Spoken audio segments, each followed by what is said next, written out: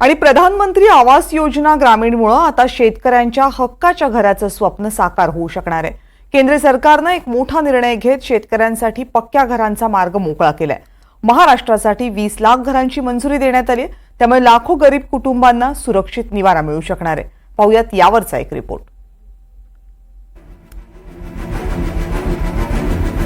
शेतकऱ्यांना स्वतःचं पक्कं घर मिळावं यासाठी केंद्र सरकारनं प्रधानमंत्री आवास ग्रामीण योजनेतून मोठा निर्णय घेतलाय। या योजनेतील काही निकषांमुळे गरिबांना घरं मिळत नव्हती, त्यामुळे पात्रतेचे काही निकष शिथिल करण्यात आलेत।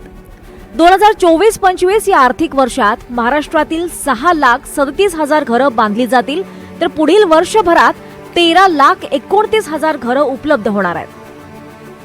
महाराष्ट्र में कोई गरीब बिना मकान के, पक्के मकान के नहीं रहना चाहिए।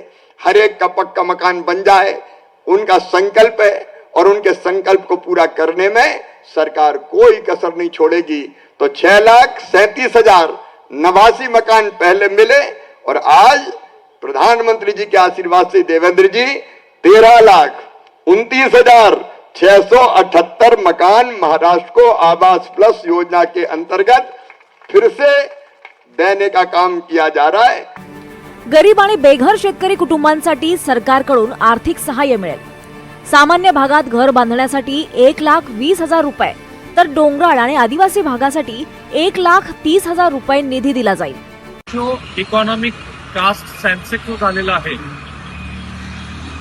शेतकऱ्याची निवड ही सोशिओ इकॉनॉमिक कास्ट सेन्सेस जो झालाय त्याच्या आधारावरती केली जाणार आहे। त्यांच्या नावावरती स्वतःचं पक्क घर नाही अशालाच या योजनेचा लाभ होईल। परंतु ही मोठी गोष्ट आहे की शेतकऱ्याला संधी मिळते आहे। आणि मग डोंगराळ भागातले शेतकरी त्यांना वेगळं अनुदान असेल, डोंगराळ नसलेल्या भागातल्या शेतकऱ्यांसाठी वेगळं अनुदान असेल। रोजगार हमी योजनेची सुद्धा याला जोड दिलेली आहे। आणि महत्वाचं म्हणजे शेतकऱ्यांची निवड ही पारदर्शी पद्धतीने होईल आणि डीबीटी द्वारे शेतकऱ्यांना ह्या घर बांधकामासाठी अनुदान मिळणार आहे। माझ्या मते ही शेतकऱ्यांसाठी एक चांगली संधी आहे ज्यांना स्वतःचं घर नाही। शेतकऱ्यांच्या निवडीची प्रक्रिया पारदर्शक ठेवली जाणार आहे। सोशिओ इकॉनॉमिक कास्ट सेन्ससच्या आधारे ज्या कुटुंबांकडे स्वतःचं घर नाही किंवा कच्चं घर आहे त्यांनाच प्राधान्य दिलं जाईल। पूर्वी फोन आणि दुचाकी असलेल्यांना घरं मिळत नव्हती, आता अशांनाही घरं मिळतील। ज्या कुटुंबांकडे दुचाकी, मोटार नियंत्रित मासेमारीची बोट, लँडलाईन फोन आणि फ्रीज आहे अशांनाही या योजनेचा लाभ घेता येईल। ज्या कुटुंबाचं मासिक उत्पन्न 10,000 असायचं यांचाही योजनेत समावेश केला जात नव्हता, आता ही मर्यादा 15,000 रुपये प्रति महिना गेली आहे। 5 एकर कोरडवाहू आणि 2.5 एकर बागायती शेती असलेल्या शेतकऱ्यांनाही ही योजना लागू करण्याचा निर्णय घेण्यात आलाय। या योजनेचा परिणाम म्हणजे सुरक्षित निवारा मिळाल्यानं शेतकऱ्यांचे जीवनमान उंचावेल। आज अतिशय आनंदाची गोष्ट आहे की प्रधानमंत्री आवास योजनेच्या अंतर्गत यावर्षी आपल्याला केंद्र सरकारने 6.5 लाख घरं मंजूर केली होती। ते टार्गेट वाढवण्यात आलेलं आहे।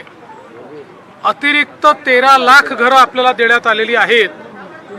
एकूण आपण विचार केला तर जवळपास यावर्षी केंद्र सरकारच्या वतीनं महाराष्ट्रातल्या गरिबांकरता, कच्च्या घरात राहणाऱ्यांकरता, बेघरांकरता एका वर्षात 20 लाख घरं देण्याची अनाउन्समेंट आताच केंद्रीय ग्रामविकास मंत्री आदरणीय शिवराज सिंग चौहान साहेबांनी केलेली आहे। महाराष्ट्रातील शेतकऱ्यांसाठी ही मोठी संधी आहे। आता त्यांच्या नावावर पक्क घर होणार आहे, ज्यामुळे त्यांची मेहनत अधिक स्थिर आणि सुरक्षित जीवनाकडे वळेल। राहुल कुलकर्णी, NDTV मराठी।